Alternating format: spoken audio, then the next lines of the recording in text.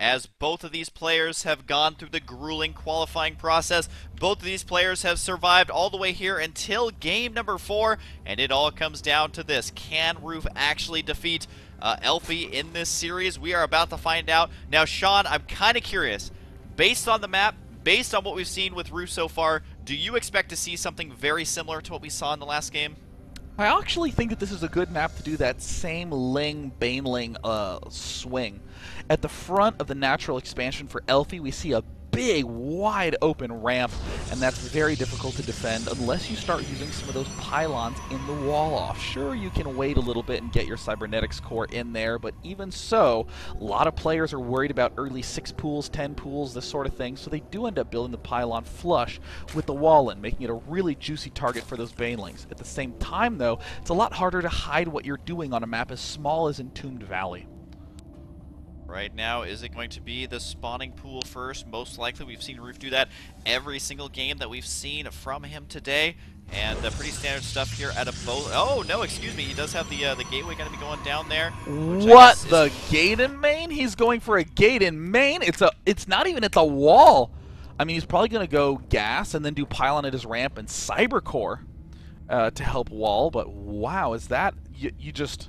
Is this beta? That's some old school stuff. I was just going to say, man, when Roaches had 2 armor, yet this was basically your only option, as they would have no problem taking down those cannons. We do see the spawning pool going first, and indeed, down goes the gas here. This is kind of like a PvT build we're seeing develop so far here from Elfi, and both players are able to scout each other right away. They know exactly where each other is at.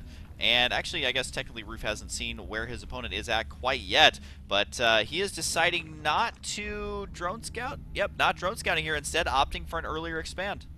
And no... What? We see him going for a cybernetics core in his main. There is nothing at the front.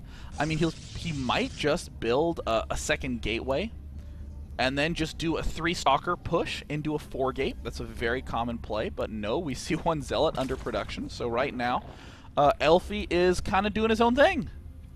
Elfi doing the Elfi build, I guess, as the zealot is going to be on the way. Cybernetics core going to be finishing up. We do see the early 3rd base once again for Roof gearing up. He's already got a drone in that location, and you can see with no overlord on the way, he is cutting all production to get down that hatchery right now.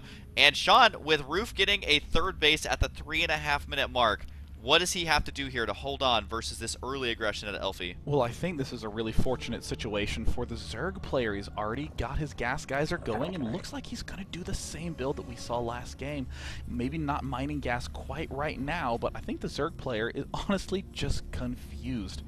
Looks like he's identified that Protoss is in the top right corner of the map. He's going to be absolutely shocked to find... What? Elfi with the 4 gate. Elfi, with the 5 gate. Wow.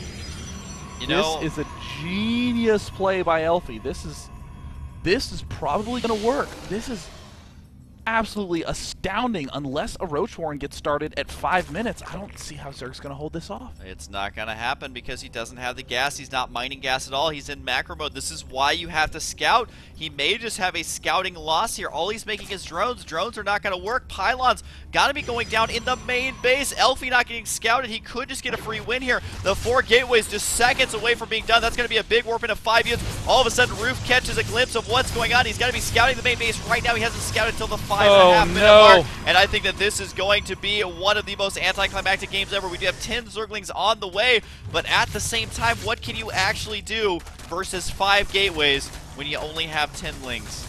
It looks like tons of pylons going up into the main base.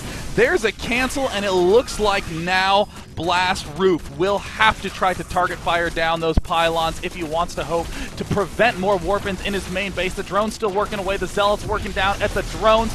Roof doesn't even quite know what to target fire at this point in time, losing the queen. Does manage to get the pylons down, but there is the pylon at the front. What a phenomenal metagame decision by Elfi, pulling out all the stops. Didn't know you could spawn vertical position, says BLAST.Roof, and that little bit of lack of knowledge is going to cost him the series. 2 games away from advancing to the TSL. But that does mean that ASUS ROG.Elfi has qualified for TSL4.